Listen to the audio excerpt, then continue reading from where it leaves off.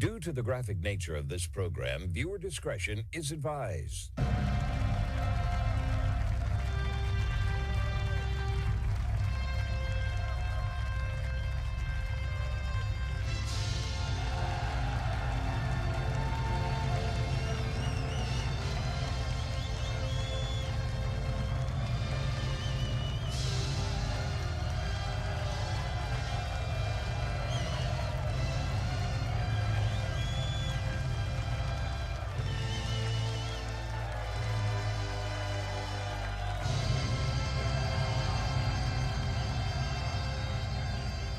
Welcome to the Marco Dre Show, everybody. It is Thursday, August 14th. Thanks for being here, getting all the groundbreaking news across the United States, around the world, where the facts are facts and hard truths always thrive. Please be sure to like the show, follow the show, hit those buttons right now, and please share the show with others to help spread the truth. As you know, I always appreciate when you do that. Let's get ready for the best hour, though, that radio has to offer. Uncensored and ready to go. Let's jump right into the fire with this first brazen announcement that I have. I want to congratulate the United States taxpayer on the U.S. national debt reaching a record of $37 trillion. Congratulations, everybody. You're now even more in debt than previously before. I can only imagine where this is going to be leading us to. Yep, the national debt eclipsed $37 trillion sooner than the pre-pandemic projections did. The Congressional Budget Office's January 2020 projections had a gross federal debt eclipsing $37 trillion after fiscal year 2030. Oh, aren't we so special that we're there at least 5 years prior? But the debt grew faster than expected because of a multi-year COVID-19 pandemic starting in 2020 that shut down much of the U.S. economy, where the federal government borrowed heavily under then-President Donald Trump and then former President Joe Sleepy Biden to stabilize the national economy and support a recovery. So the entire COVID hoax, right? You all remember that. The virus with a 99.9997% survival rate. For those of us that didn't have any excess comorbidities, remember that? They shut us down based on these fraudulent projections. And of course, this push by Dr. Anthony Fauci, pushing us deeper into debt, putting many small businesses out of commission, taking your kids out of school, and of course spending money on mRNA technology that had never been tested before on humans. Yep, billions upon billions of dollars. Borrowing money that we don't have. Telling you to stay home to fear that if you get this virus, you're going to die. You remember all that. I don't have to relive this for you. I'm sure most of you remember that. You were told to wear a mask, buy a mask, only go to a store that's, Walmart or a large grocery store chain or a strip club or liquor stores were open still. But if you had a small business, you had a closed down shop. If you had a restaurant, closed down shop, right? Pray to God that someone's going to give you money to stay open. In which the end result was more of these businesses went out of commission here. Particularly in states like mine in California. They couldn't keep up with it. And that was the whole point. There was a massive transfer of wealth in that entire period. Again, over a virus with a, 99.9997% survival rate, folks. In other words, not a big deal. But you were told to, be fearful, get the shot as soon as you can, God knows, the entirety of that because we're still living through it. We're seeing triple-digit increases in myocarditis, pericarditis, heart attack, stroke. I mean, you name it. Cerebral palsy, Bell's palsy, Guillain-Barré syndrome. The list goes on. This whole thing, again, was a beta test to challenge if you would accept the COVID lies, which I was screaming from the top of my lungs at the time, how ridiculous the entire thing was. But the idea was that everyone lived in fear. You were told to stay home, so you stayed home. The government spent more of your money that they don't have. Oh, by the way, the District of Criminals, Washington, D.C., the District of Criminals, have created this entire situation upon you, along with the Federal Reserve Bank. They get the bank to print out the money they want for their endless wars, for their endless USAID, right? The foreign aid that continues to just go elsewhere, except in our major cities that need it desperately. Yep, we're the world's babysitter, apparently, folks. We're the benefactor of the world, paying for money that we don't have. Now I'll implore each and every one of you, go look at some of these cities. Go look at cities in China today, India, Kazakhstan. Go look at anywhere. The Middle East. In many regards, I mean, they're not perfect, of course. But a lot of these developing nations, their cities are more pristine than ours, in many regards. We have lost track of the purpose of government. We should have a limited, small government, not attached to foreign allies, to be in every single war possible, where our young men and women go off to war and die or come back severely injured or disabled, which is another huge cost to everything. But we're actually seeing the robbery of the American people, because in the end of the day, ladies and gentlemen, you have to pay for this. You have to pay for that $37 trillion worth of debt. And so, since, I'm not going to be paying for it, I suppose it goes on to the next generation and the next generation until it finally goes bust and the dollar goes away. And they can usher in the central bank digital currency that they want so greatly. Yeah, there we are, folks. There's no way we get out of this. There's no way we get out of this. And at some point, folks, you have to pay the piper. That's the way it works. So nothing positive on that front, which should have been done long ago, is we should have cut government spending. We should have gotten out of these foreign wars, all of which we should have never even been in. But this is where we find ourselves today. No shock, no shock. But we keep spending, foreign aid money like it's, we're giving away candy. It's ridiculous. Absolutely ridiculous. Let's talk about the meeting that President Trump is going to have tomorrow with President Putin of Russia in Alaska. This is a very important meeting for many reasons, because we want an end to this war. We want peace. We want this endless slaughter of Ukrainians to end, and of course Russians as well. Look, I don't want war in any regard. I want the war to stop. I want peace to pursue. Now, the other day, President Donald Trump, in his public statements, validated Paul Craig Roberts' conclusion, and this wonderful article here says, can Putin pass the test?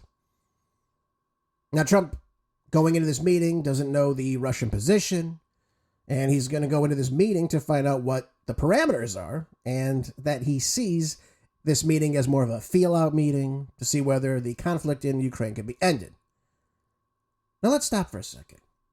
If Donald Trump has no idea what the Russian position is, how could he go in there and accept this on behalf of Ukraine, or the EU, or any of the other nations that have funded this war with the United States and NATO?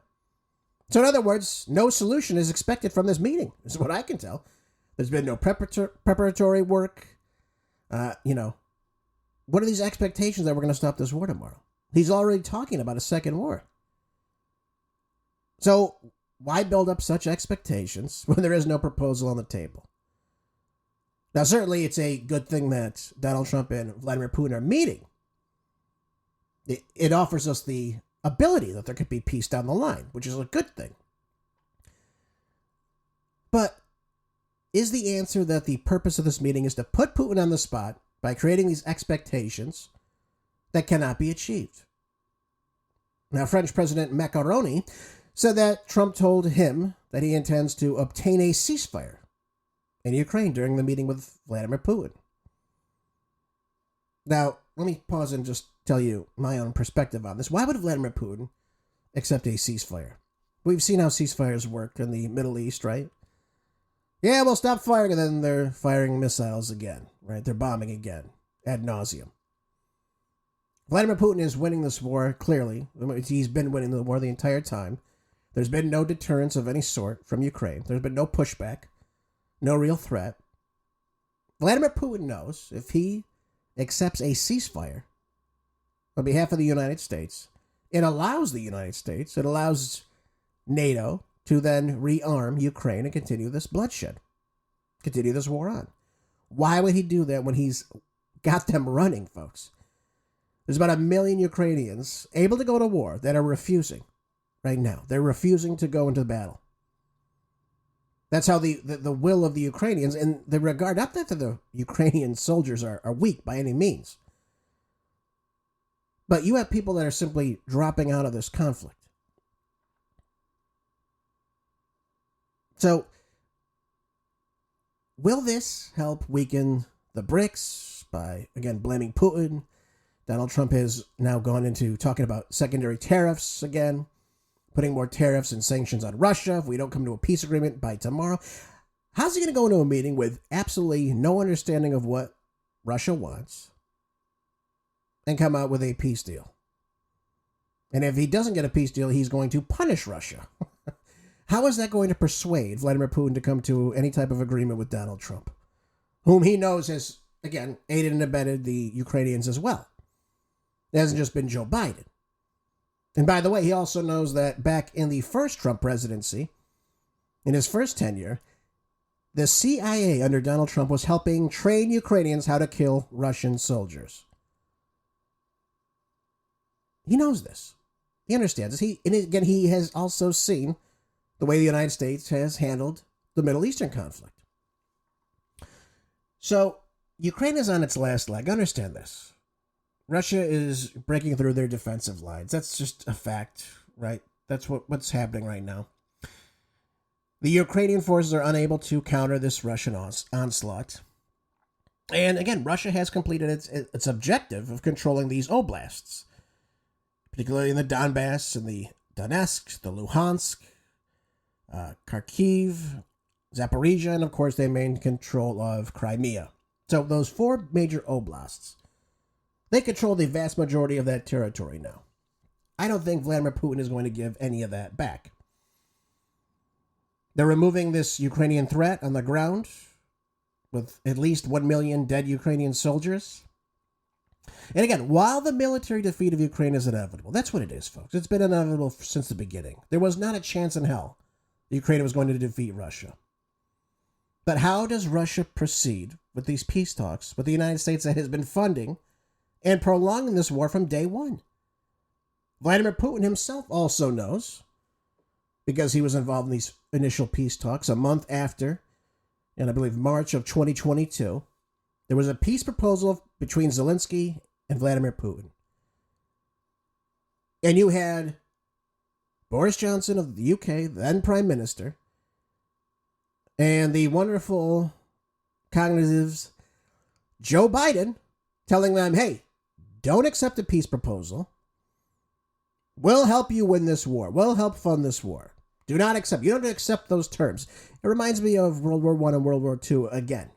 This is what helped escalate those wars. When Germany was searching for peace in both wars, by the way, which I'm sure none of you have ever been told. It just reeks of the same exact situation. Don't accept peace, continue the war. Why? Because the war is good for the military-industrial complex. That's why.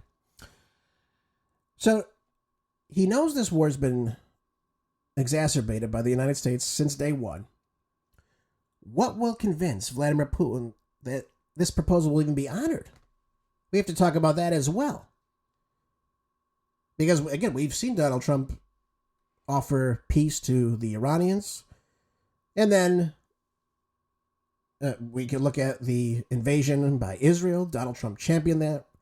And then he himself bombed Tehran. Bombed these nuclear facility sites in Iran when they're supposed to be discussing peace. When he was leading on the Iranian ministers.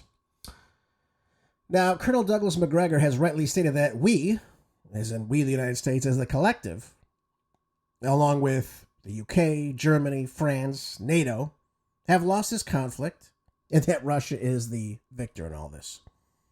They will be able to retain these oblasts, as I mentioned for certain, but they also want talks of Ukraine not joining NATO. They want that to stop.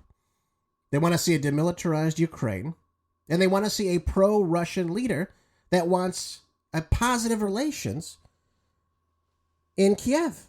That's what they want. But we can go back to the Maidan Revolution, also brought on by the United States under the great Barry Obama. Yeah, you can see that. So they see the United States as rolling all this. It wasn't just Vladimir Putin wanting to invade and continue on west into Romania, into Poland, and, further north. Latvia, Estonia, Lithuania. He doesn't want that. He doesn't want that.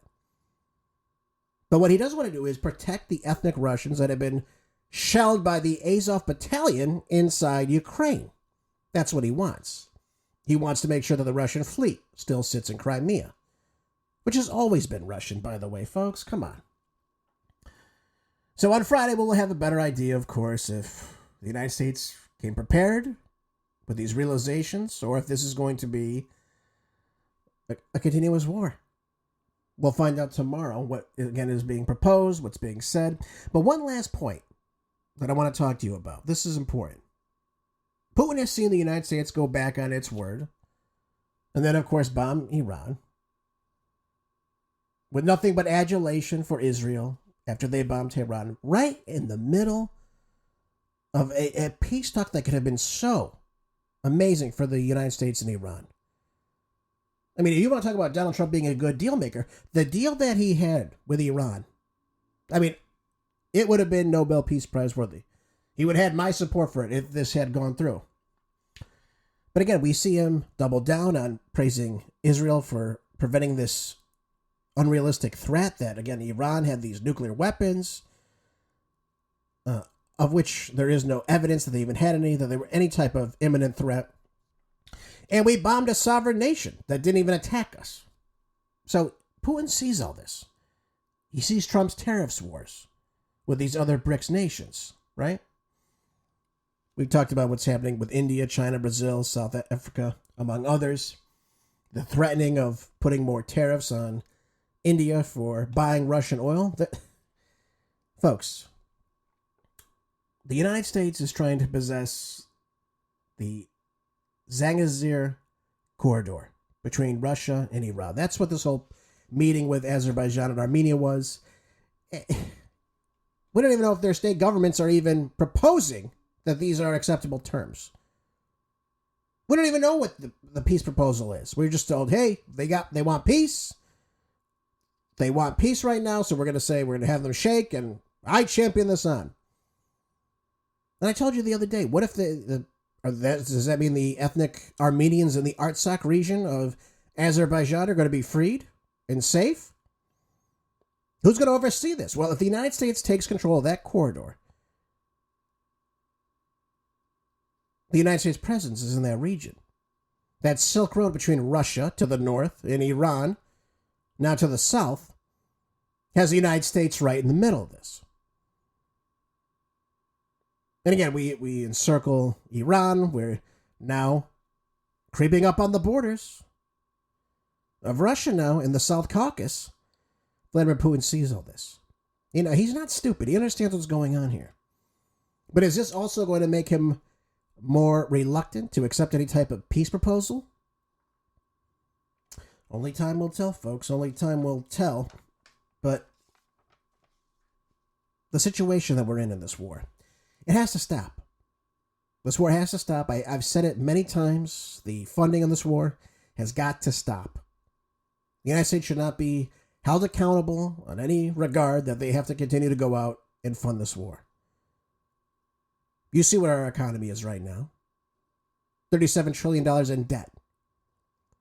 That means we are spending more than we are producing, ladies and gentlemen. Just so we're all clear on that. And again, we hear things like this from Donald Trump, though, right before the meeting. And again, Putin hears this. And Putin listens to Trump. So if he's listening to Donald Trump saying things like this... The next meeting will be with Zelensky and Putin, or Zelensky and Putin and me. I'll be there if they need, but I want to have a meeting set up between the two leaders. I was a little bothered by the fact that Zelensky was saying, well, I have to get constitutional approval. I mean, he's got approval to go into war and kill everybody, but he needs approval to do a land swap, because there'll be some land swapping going on. I know that through Russia and through conversations with everybody. Okay. So he's got to come to the table. He has to. And he has to understand that there has to be some type of negotiation. Now, there are certain European nations that are saying no to this already. So again, Putin understands all this. He sees this. They understand this. These are seasoned government diplomats in Russia, folks, right? These men know what they want. They know what their proposal is. They know that they're not going to simply just accept nothing and walk away. That's just not going to happen. That's just not going to happen. And, you know, when I hear things like this, Trump on Putin summit, I want the war to end. Yes, we all want the war to end. That is a good thing. But then we hear this. Take a listen. Vladimir Putin does not agree to stop the war after your meeting on Friday. Yes, they will. Yeah. What will the consequences There will be be? consequences. Sanctions, tariffs? There will be, I don't have to say, there will be very severe consequences. Okay. 1 minute he's talking about getting a second meeting going. He's talking about creating communication and a correspondence between Putin and Zelensky to finally end this conflict and create a peace negotiations. And then the next is, if you don't accept my terms, which we don't even know what they are, we're going to put sanctions on you. We're going to make it more harder for your economy to make money. We're going to make your friends suffer in India, in China, in Brazil, in South Africa. So again, I don't know how we come to the table with being at odds like this. I don't know if anything positive is going to come from tomorrow. Maybe it will. Maybe we'll get something going on the table. But we should go to a meeting prepared. We should go to a meeting understanding the reality of the situation, that Russia is going to keep those regions that they've occupied. Now, maybe there is some small, annexation in certain parts. I don't know. But I know they're not going to give up those areas in the Donbass. I know that. They're not going to give up Crimea. They're not going to pay war reparations. None of that's going to happen. So Zelensky can forget that. And this push that Ukraine should join NATO, again, still being pushed by EU leaders, is ridiculous. Absolutely ridiculous. It's only prolonging this conflict further. So I hope Donald Trump goes in tomorrow with a positive outlook, that he has a realistic outlook, and he has to understand that there's going to be concessions on the side of the NATO nations that have helped prolong this war, and that Russia has won this war. I hope he can understand that. And I hope that peace will be the end result between these two nations. Look, we got to get real elections inside Ukraine. That's number one. Donald Trump should already be pushing for that right now. And so tomorrow, folks, we'll have our answers. We'll understand what is being negotiated, and of course, if there's anything positive that results from tomorrow, or if there will be further peace talks in the future between Trump, Zelensky, other EU leaders, other NATO leaders, I should say, and of course with Russia. Let's go on to this next big piece I've got here in Zero Hedge. This is a good article on many regards, because again, it reiterates my position on this entire conflict that's happening in the Middle East. So we've got Ukraine to the north, which is a complete disaster. And of course, to the very near south in the Middle East, we have Netanyahu now saying that he backs Greater Israel. Well, there's no shock there. And of course, they're drawing outrage from the Arab states in the region, as one could expect. Now, in a newly published interview, he said that on a historic and spiritual mission, and expressed strong attachment to the vision of Greater Israel, which is a long-time reference to Israel encompassing parts of Jordan, aka all of Jordan, parts of Egypt all the way to the Nile, and Syria, that'd be southern Syria, and the western sections of it, along with the occupied West Bank and the Gaza Strip.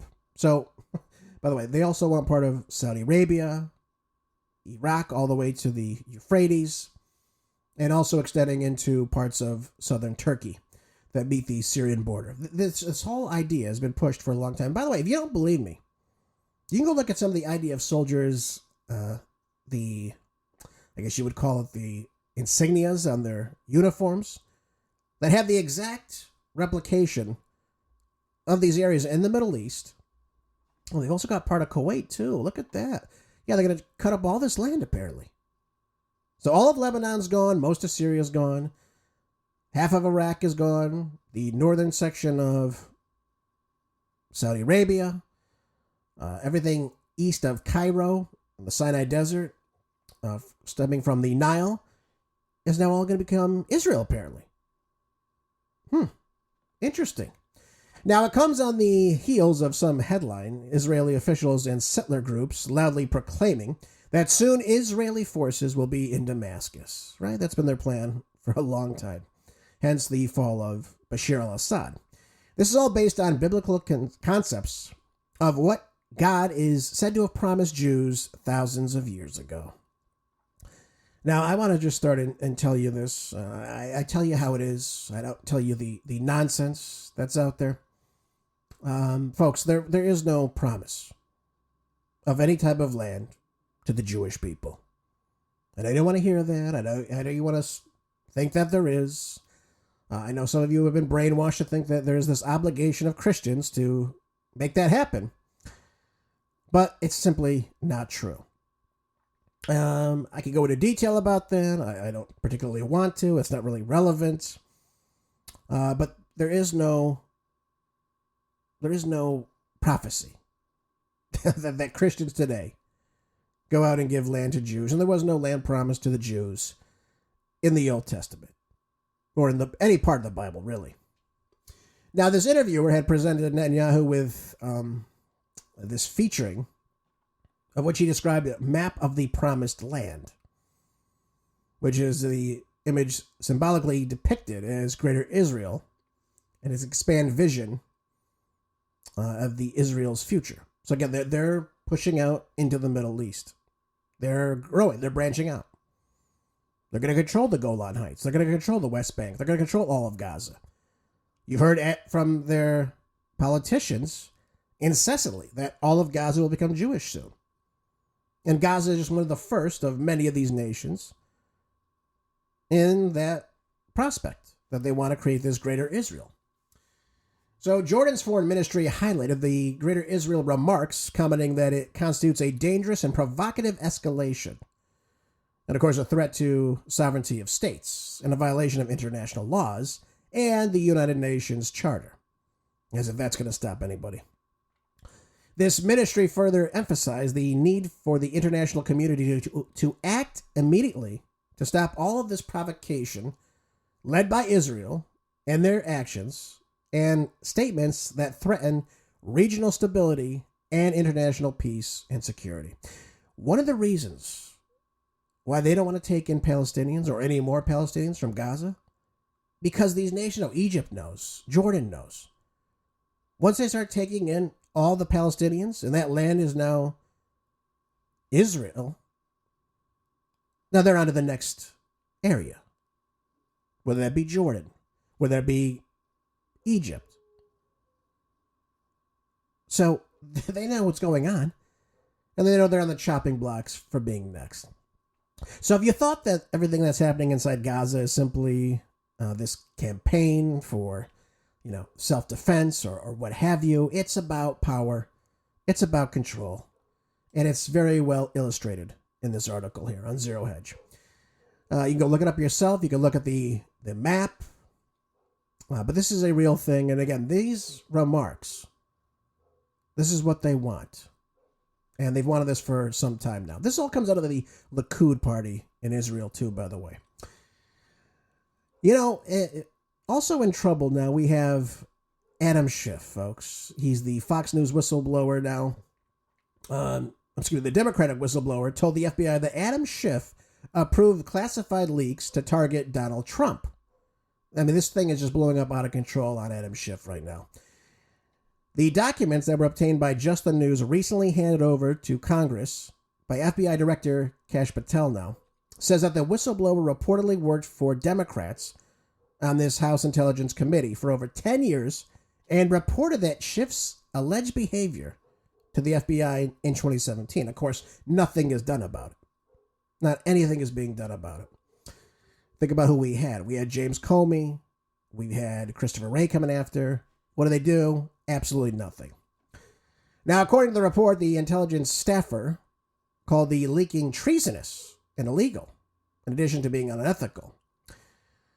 This whistleblower, was most recently interviewed by the FBI in 2023.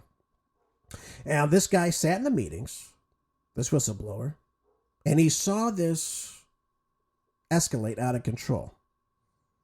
So he attended these meetings where Schiff essentially greenlit these leaks about Donald Trump and Russia collusion, of which there was absolutely no evidence. So he was the figurehead in Congress pushing this out. Now, when working in this capacity, the staffer was also called to an all-staff meeting by Adam Schiff. And he says that Schiff stated that the group would leak classified information, which was derogatory to the President of the United States, Donald Trump, and that the information would then be used to indict President Trump. So we see how this is getting more and more out of control. It's escalating. The whistleblower then stated that it would be illegal, right? So he's telling Schiff all this information, that it would be illegal. Upon hearing his concerns, unnamed members of this meeting reassured that they would not get caught leaking this classified information. Well, I guess they played their cards wrong. Now, John Solomon of Just the News, who co-authored this piece, said that this is the first of several major leak investigations we're going to see over the next several days. You're going to see other major people that were clearly identified by the FBI having leaked classified secrets. Wow. Not looking good for Adam Schiff, folks. On top of that, he's got the whole mortgage thing coming down on him, pretending that his residence is in Maryland, while also claiming it's in California, in Burbank, which, again, I think Letitia James would think that would be illegal. Don't you? I do. By the way, just to reiterate Adam Schiff and his whole involvement in this hoax, he was on years ago on MSNBC, MS Nobody Cares, on with Schmuck Todd, and this is what he had to say about the Russia collusion. This is him peddling this to the American people back in 2017. You thought that at the time, former Director of National Intelligence James Clapper was too definitive when he said no evidence of collusion at the time that he served through essentially January 20th of this year. What basis can you feel confident saying that the Director of National Intelligence oversold something?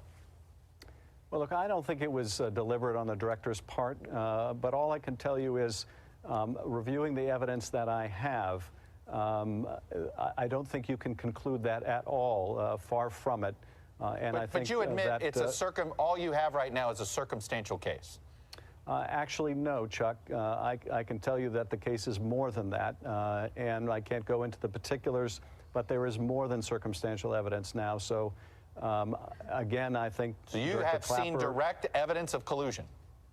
I don't want to go into specifics, but I will say that there is evidence that is not circumstantial and is very much worthy of investigation. So, okay, very much worthy of investigation. Where was this information? We know that it was created by the fake, phony Steele dossier that Brennan put forward. We know that the information coming out of CrowdStrike that Hillary Clinton put forward as well was just one of many items that came forth. But there was not one shred of information that linked Donald Trump to Russia, that there was any type of collusion in the 2016 election to change one vote from Hillary Clinton to Donald Trump. There was no tampering in the DNC by Russia. We know this. We know this was an entire hoax. We know this was all pushed by the Democrats, again, to smear Donald Trump, to make him look illegitimate during his first term in office. We know this now. Now, do I think that Obama or John Brennan or James Clapper or James Comey or Hillary Clinton are going to go down? No, I don't. But I think you might see Adam Schiff on that chopping block, folks. I really do. I really do. I think it's fair game with Adam Schiff. He's one of those people that does the dirty work, but, might be one of those people they actually look into, find more scrutiny, listen to the whistleblowers, and hold this man accountable for what he has done to the American people. and especially the Donald Trump administration in its first term. And we saw, obviously, the indictment, the impeachment of Donald Trump over this. I mean, this is a serious matter. And the DOJ has got to get to the bottom of this. And you are going to start with Adam Schiff, who held these meetings in the basement of the Capitol, who went on the news, leaked this information that was brought to them by these people that I just mentioned to you, to once again smear and delegitimize Donald Trump in his first term.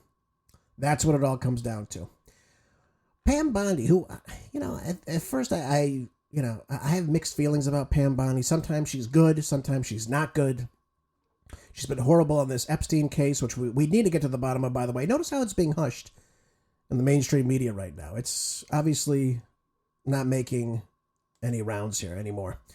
They're doing a good job with these talks in Alaska with Putin and Trump. And, of course, now they're focusing on crime in D.C. And now, of course, looking at Russiagate. Even though we know, again, the main actors in this are not going to be touched. Even if Schiff is touched, it'll be something extremely minor, I'm sure. But in this Breitbart article, Pam Bondi warns California will lose federal funding unless sanctuary policies are ended. Now, why this hasn't been done long ago, I have no idea. I mean, where are we as a people? Where are we as a nation that we allow these things to happen that totally violate our United States Constitution?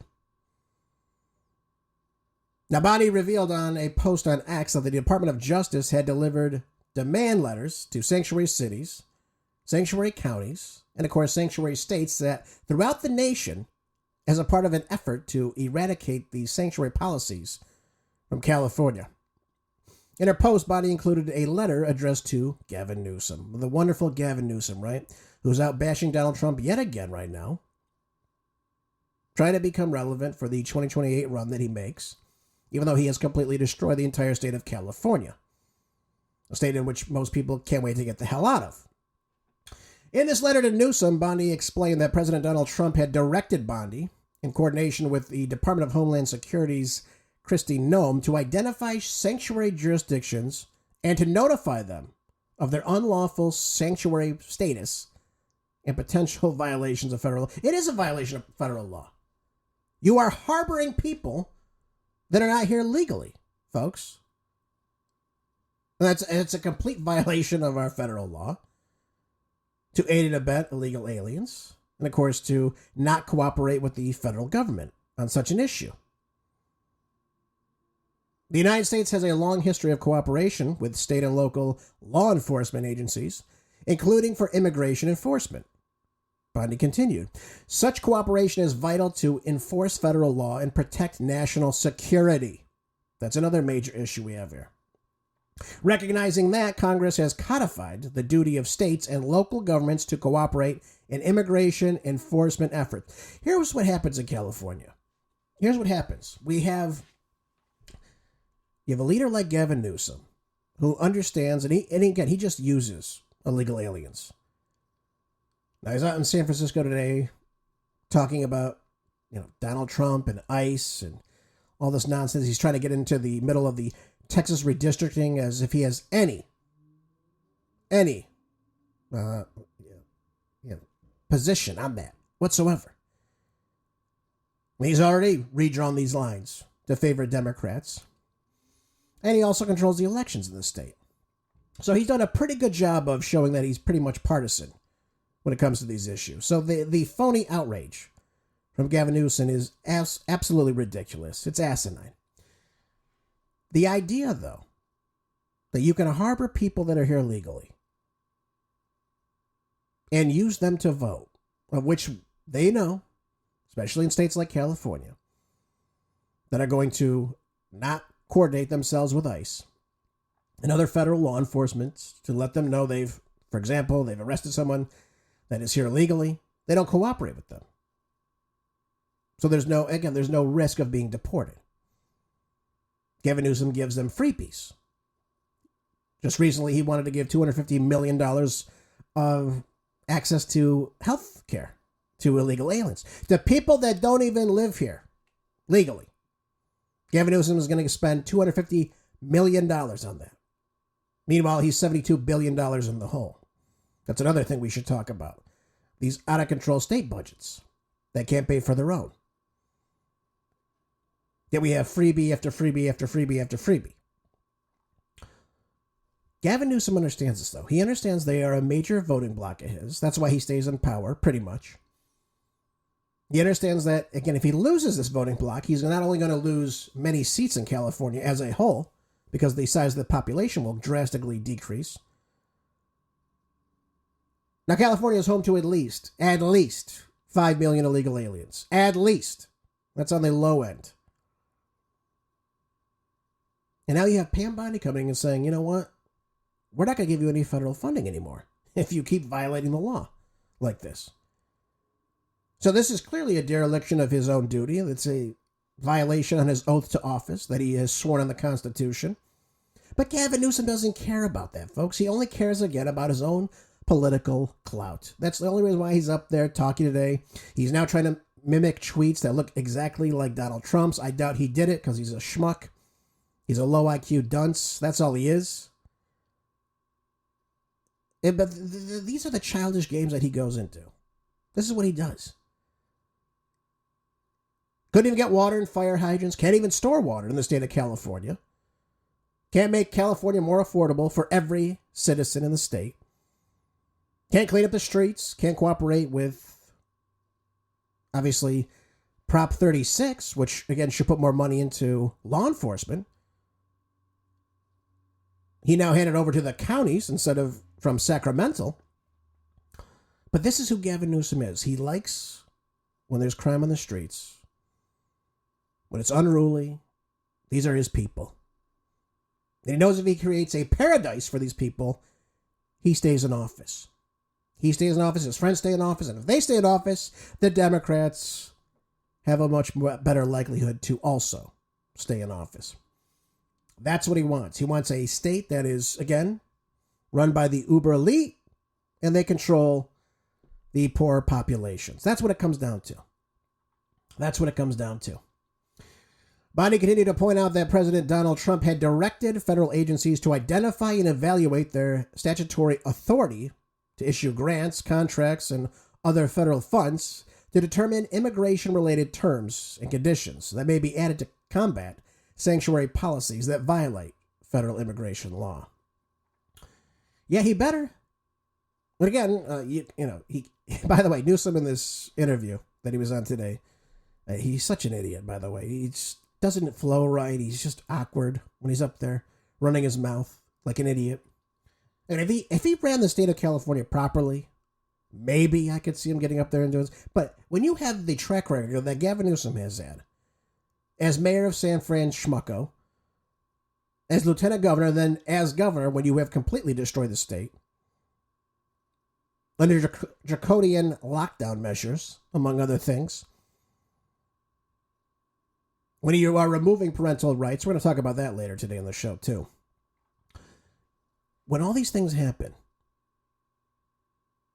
when you see the cost of living rising, when you see that the state is not growing, but you're constantly in debt, which he accepted as surplus, by the way, I'll just tell you that much. You know that when you harbor illegal aliens, you are violating the federal constitution, violating federal immigration laws, impeding lawful federal immigration operations. You are siding with the non-citizen. You're not siding with the average Californian, most of whom don't want this. Again, it's not to impugn everybody that comes here illegally.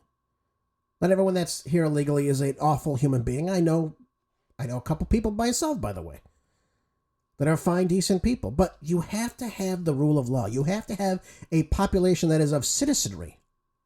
Not, one class is a citizen and the other class is working underground in the dark, trying to survive, getting certain perks for doing so. A nation cannot survive on that. Now, also at the beginning of August, the DOJ has published a list of more than 30 sanctuary cities, states, and counties that were identified as sanctuary jurisdictions. I call them sanctuary paradises. And among them, of this list of sanctuary states, were the great state of California that Gavin Newsom has run into the ground. Colorado, Connecticut. Connecticut, 0 representation in the House of Representatives, even though I think there's, 40% vote Republican. Delaware, home state of Joe Biden, rather. Nevada, that's another interesting one to me. New York, not a shock. Rhode Island, I don't know why they didn't have Illinois in there. And, of course, Washington, D.C. What do all these places have in common, folks? What are the vast majority of them are all Democratic run, except for, I think, Nevada right now. I think it's being run by an independent. So sanctuaries, counties on the list include Baltimore County, Maryland. Look at that. Look at the crime in Baltimore. Out of control. San Diego County, California, of course. The Board of Supervisors down there has completely destroyed the beautiful county of San Diego. That's their point. It used to be a red county, by the way. It's home to so many military bases and what have you, people living in the area. And, of course, now, it won't be long before San Diego goes the way of San Francisco and LA, too, by the way, just to reiterate that. And, of course, San Fran, Schmucko County. Yep, San Fran Schmucko. The gift that keeps on giving. Where Gavin Newsom once was on the Board of Supervisors and, of course, the mayor. There you go. There's another mess. It's a complete mess. People can't wait to leave. Yep. Berkeley, California, LA, Chicago, Denver, Colorado, Philadelphia, Seattle, Jersey City, New Orleans. What do they all have in common? Crime, lawlessness, decadence in the streets. No growth. Yep. All run by Democrats. Not a shock, folks. Never a shock when I hear these sorts of things. I want to talk about this article in the Wall Street Journal, though. This is a good one for many reasons. Because they're telling you one thing, but the opposite is true of this. So I'm going to break this down for you in our last couple minutes of the program today. It says here that mortgage rates slipped to the lowest level of 2025. Now, most people will go, yes, finally, thank God. We want some breathing room here. It'll allow us to get better loan deals. It'll give us a cheaper home in the long run. So mortgage rates edged down to their lowest levels of the year, offering a dash of hope for prospective buyers who have been forced to the sidelines by elevated rates and, of course, home prices, which we see that are upping the United States. The average rate on the standard 30-year fixed mortgage declined to 6.58%, according to a survey of lenders by mortgage financiers and firms like Freddie Mac. Now, that was a low not seen since October of 2024, and down a week from 6.63% a week earlier. Now, on the front of this, on the facade of this, everyone's looking to go, finally, fantastic. The market's cooling a little bit. Supply and demand is shifting, so we're going to bring these rates down a little bit to ease so more people start to come in, start to purchase. Everyone's going to be happy. And, of course, another win for Donald Trump. So these mortgage rates tend to move loosely with government bond yields, right, which our bond market is in the crapper, which helps borrowing costs across the economy.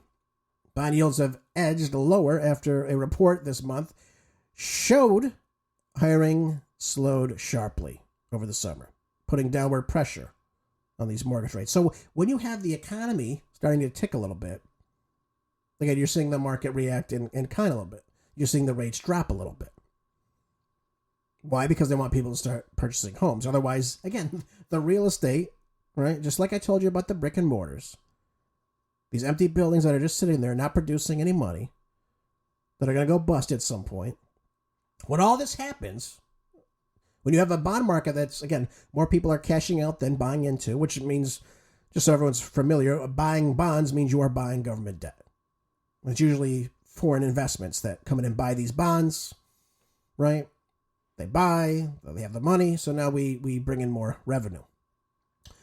On Thursday, bond yields ticked up after hotter than expected inflation data. The Freddie Mac survey of lenders reflected data of the week throughout Wednesday night. Let me tell you about this, though. This is important. Now, so while all this sounds really good, that there's obviously a lower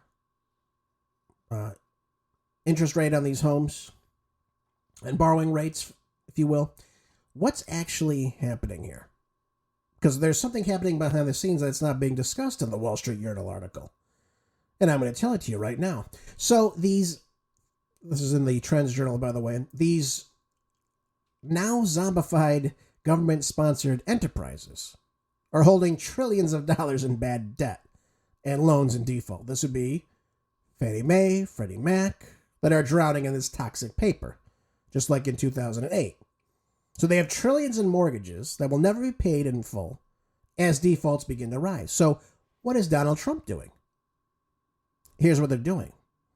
They're trying to pretend to restructure by offering shares to the public. That would be the American people. They're then going to offload the bad debt onto the investors. That'd be mom and pops, that'd be pension plans, mutual funds, you name it. They then use the new capital that's being put in through these investors, to paper over the massive black hole in their balance sheets, right? Trillions of dollars in debt is not a good look.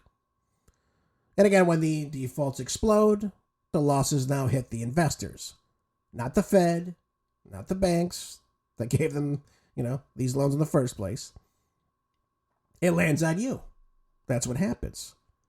So with inflation spiking, and of course the housing affordability plummeting, as you're seeing, the mortgage market is in trouble. Again, you're seeing the cost of housing up in America right now. Here, Trump wants to inject capital into the system without a direct stimulus. And of course, transfer the risk over to you. So, what's the end result of all this? I wouldn't invest in any of this if I were you. The real value of these assets is collapsing. Both Freddie Mae and Freddie Mac are holding trillions of dollars in debt, folks. Why would you want to get involved in that? Why would you want to get involved in that? You wouldn't. So you're going to turn bad debt into stocks. Sell that stock to the public, transfer the risk. Wipe your hands clean and move on with it to give out more loans that, of course, which people own to you. Yep. There it is, right in the flesh. Yep. There it is. That's all she wrote. So, if you're going to get involved in housing, folks, if you're going to look into buy, please make sure you have the money to do so. Make sure you're financially stable before you get involved in a big investment like buying a home, and try to buy at a much lower rate than, whatever the hell, 6.58%? Come on. Too much. Very, very high. Very, very high. Make sure you have this investment right. I only tell this to you to obviously understand that you don't want to get involved in something like this where you're putting in your own money to these programs that are going to go bust very, very soon. So the default risk is accelerating, folks. So that's why this is happening. So don't invest in this stuff. That's investing in real estate. Please listen to me. Heed my word. Tell others. Don't get involved in it. All right, let's move on. I got one last article that's important. I was going to talk to you a little bit today about the price of your utility bill. That's in Zero Hedge here, talking about the electricity inflation in the country. I'm going to say that for tomorrow, though, because I'm going to go into a little bit more in depth about what that is. But I'm going to close the show out today talking with you about something positive, right? We sometimes talk about positivity, right? It's not all negative on this show. So let's keep a positive mind here. This is also the Trends Journal I saw. And as you know, I like to incorporate health into some of my articles because health is important. Health is wealth. Health is the real wealth. If you don't have a healthy body, you're going to have a healthy, strong mind, you're not going to be productive in America. And when we stop raising young Americans and we start raising losers, we've seen this as of recent, right? People that are weak-minded, they don't want to do anything, they don't want to work, they want to get their hands dirty. They don't want to stay healthy, they want to eat the junk, right? They want to sit in front of the TV and, watch daytime television, I guess. I don't know. That doesn't sound productive to me. Does it sound productive to you? Well, of course not, because it's not. It says, sweet stevia concoction kills cancer cells. I like this. I like this a lot.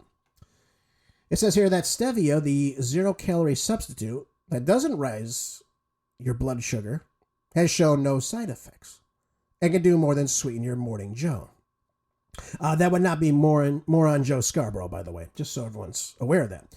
Hiroshima University scientists have now discovered that stevia is a key ingredient in a powerful treatment for pancreatic cancer, malignancy that's particularly difficult to combat. We know that pancreatic cancer is one of those ones that once you get into those final stages, it's almost impossible to reverse the effects of course.